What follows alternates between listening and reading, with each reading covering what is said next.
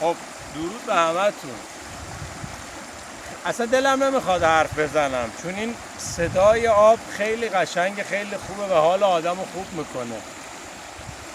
ولی خواستم یه نکته رو بهتون بگم. الان اینجا هستم ولی کاش نبودم، چون دوربینو بیار پایین یه لحظه.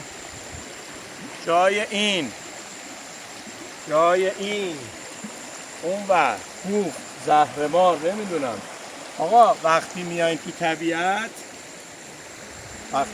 طبیعت این طبیعت زباله‌دانی شما نیست.